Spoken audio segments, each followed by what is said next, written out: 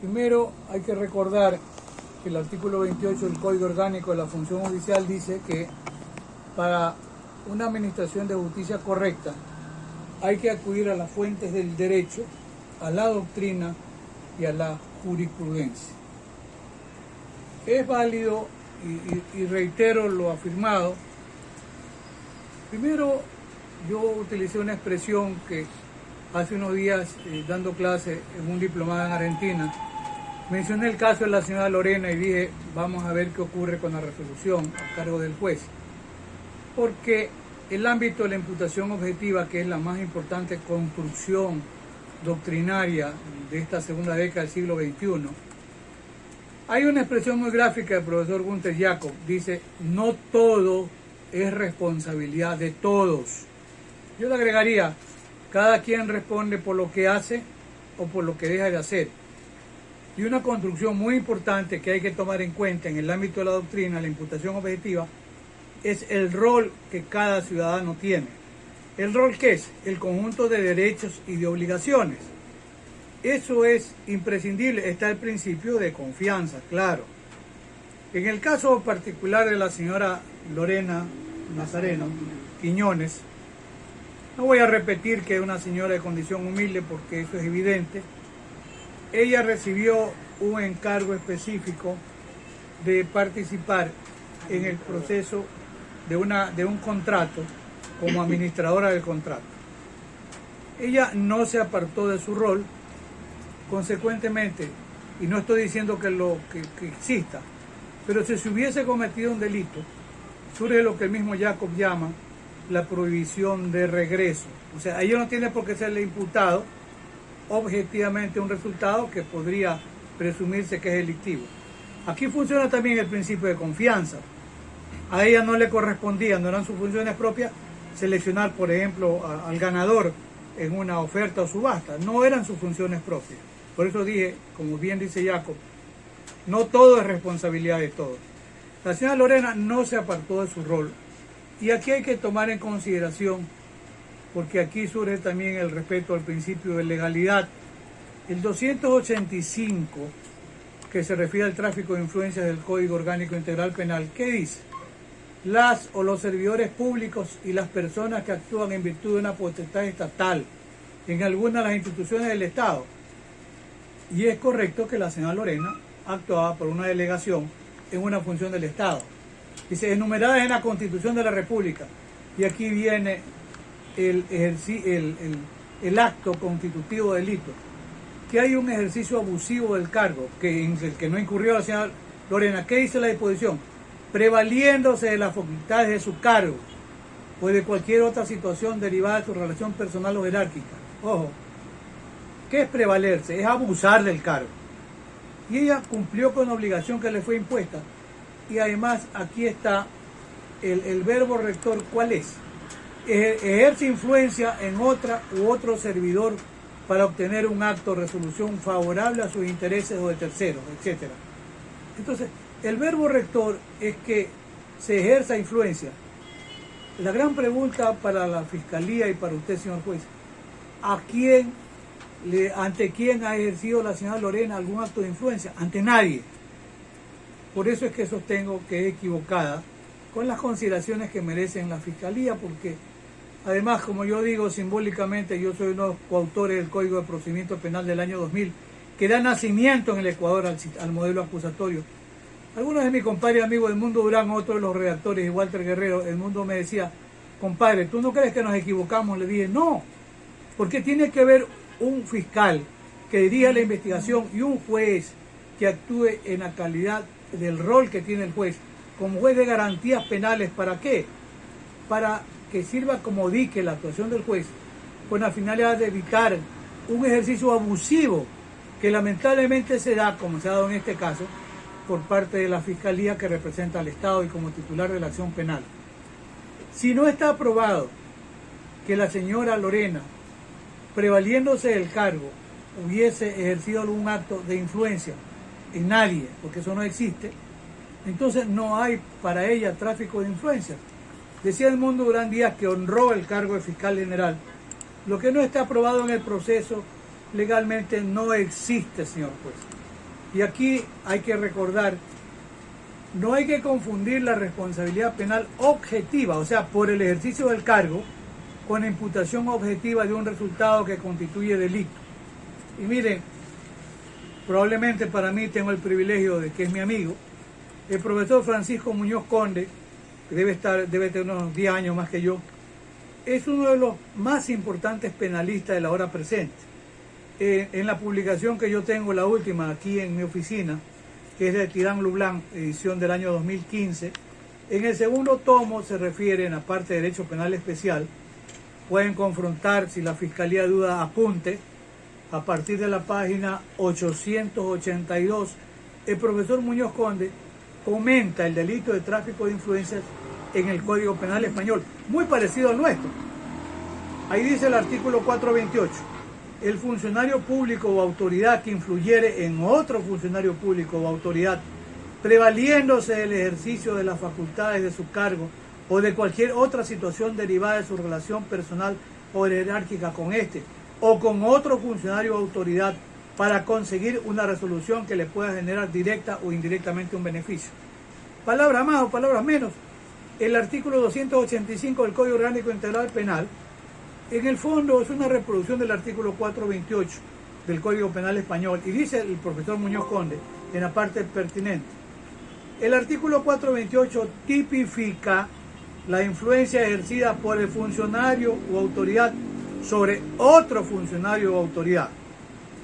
Además, claro, el 429 a seguidilla del Código Penal Español tipifica el tráfico de influencia cuando proviene de un particular, que también lo tiene el Ecuador, pero que no viene al punto. O sea, no ha habido tráfico de influencia, no ha habido un ejercicio abusivo del cargo para obtener ningún beneficio. Si no ha habido tráfico de influencia, no se le puede impugnar objetivamente el delito de tráfico de influencia a la señora Lorena. Y para ir concluyendo por el tiempo, el señor fiscal hace un momento lo escuché, no estaba tan bueno el audio nuestro, lo escuché hablar algo de alguna resolución de la Corte Constitucional. Pues bien, aquí hay una inquietud interesante. Cuando la Constitución Política del Estado nuestro, en el 76, el 75, recordemos, establece el derecho a la tutela efectiva, que es un camino para reclamar a la autoridad ante quien se reclame el cumplimiento. Y el 76 tiene en extenso el conjunto de garantías del derecho al debido proceso, que incluyen derecho a la defensa, etcétera, que en el fondo corresponde al artículo 8 del Pacto de San José, que se refiere a las garantías judiciales. Por eso aquí hay que hacer un ejercicio de legalidad, de constitucionalidad, el ONU probando de determinar por qué razón no utiliza sustitutivos a cambio de la prisión preventiva, con toda la tragedia en las cárceles que significa ahora en muchas partes, por el abuso con la prisión preventiva que proviene de la Fiscalía. Y a la señora fiscal del Estado esta semana se ha dado el latigazo, diciendo a los fiscales que no abusen con la prisión preventiva. También el Consejo de la Judicatura le está diciendo a fiscales y jueces que no abusen. Pero la propia Fiscalía y el propio Consejo de la Judicatura abre expedientes y vota jueces cuando no son permisivos a un abuso con la prisión preventiva. Eso como comentario de mi parte, que además responde a la realidad. El artículo 76, numeral 7, la letra L dice: las resoluciones de los poderes públicos deberán ser motivadas. ¿Y qué es la Fiscalía General del Estado? Es un poder, un órgano, ¿de qué? De la función de administrar justicia. ¿Es parte o no del poder público? Claro que lo es. No habrá motivación si en la resolución no se enuncian las normas o principios jurídicos en que se funda y no se explica la pertinencia de su aplicación a los antecedentes de hecho. Los actos administrativos como este de la Fiscalía, resoluciones o fallos que no se encuentren debidamente motivados, se considerarán nulos. Los servidores y servidores responsables serán sancionados, etc. No nos interesa por el momento hablar de sanciones. Simplemente la falta de valor constitucional de un dictamen de la Fiscalía que no corresponde a la realidad de los hechos investigados. La Corte Constitucional anterior había establecido un test de motivación, simplemente lo voy a enunciar, que hablaba de la lógica, la razonabilidad y la comprensividad. Pues bien, La Corte Constitucional de hoy se apartó del test de motivación y hay una formidable sentencia que se llama de garantía de motivación, que es de octubre del año 2021, es la 1158-17 EP, extraordinaria protección, donde el ponente es el profesor Ali Lozada Prado y hace un gran desarrollo haciendo acopio, como dice Ali, le digo Ali porque es mi amigo, de la jurisprudencia tanto de la anterior a la que la Corte la deja a un lado porque dice es un esquema muy rígido y no sirve para la administración de justicia según el criterio de la Corte, y en esta propuesta la Corte Constitucional desarrolla la garantía de motivación. ¿Y qué es lo que establece aquí? Lo que dice la Constitución. Tiene que haber enunciado de normas o principios jurídicos y tiene que explicarse la pertinencia de la aplicación de los principios o normas. ¿A qué? A los antecedentes de hecho. La Fiscalía no ha dicho, sí, ya sabemos que eso dice el artículo 285, pero la Fiscalía ha hecho referencia a algún hecho cierto que conste en el proceso de investigación que vincule a la señora Lorena con el delito de tráfico de influencia. No lo ha hecho. No lo ha hecho. Por eso es que adolece de motivación el planteamiento de acusación de la Fiscalía. La Corte Constitucional incluso, al referirse al tema de la motivación, establece 3 criterios de insuficiencia motivacional. Uno, de la inexistencia, cuando no hay una referencia clara ni a los elementos normativos y en este caso a los antecedentes de hecho. Habla de insuficiencia.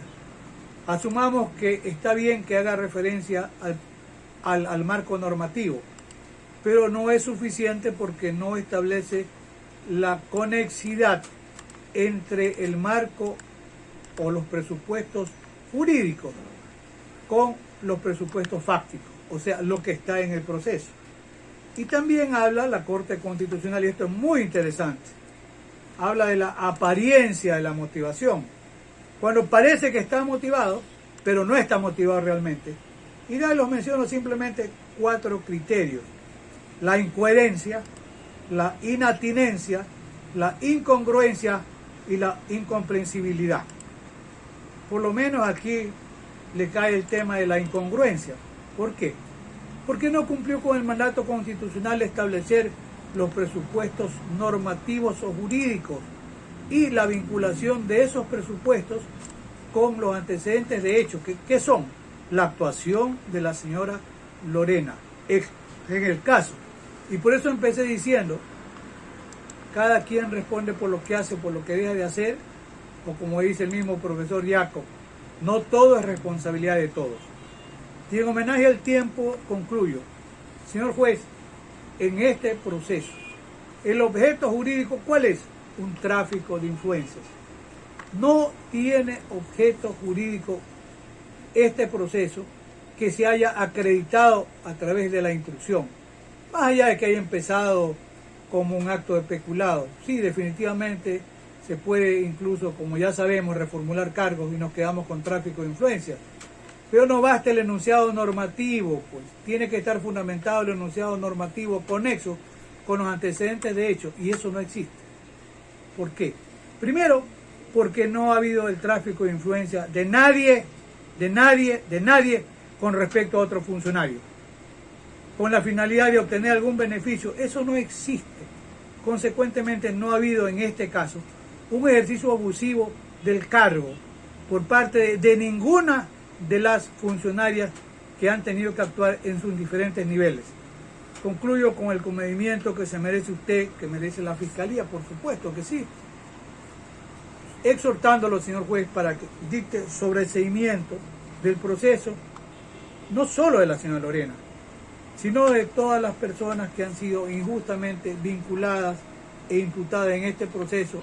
Y como dijo bien alguno de los abogados y abogadas, un proceso penal es un martirio para la familia. Un proceso penal es un estigma para la persona que lo sufre y para la familia. Ese es el rol o tarea de usted como juez, garantizar lo que dice el artículo 1 de la Constitución, que el Ecuador es un Estado constitucional de derechos y de justicia. Por eso, señor juez, le reitero y le exhorto muy comedidamente, pero convencido del derecho que existe en este proceso, a que usted se digne sobreseer el caso. Muchísimas gracias a todos ustedes. Bien, muchas gracias, doctor.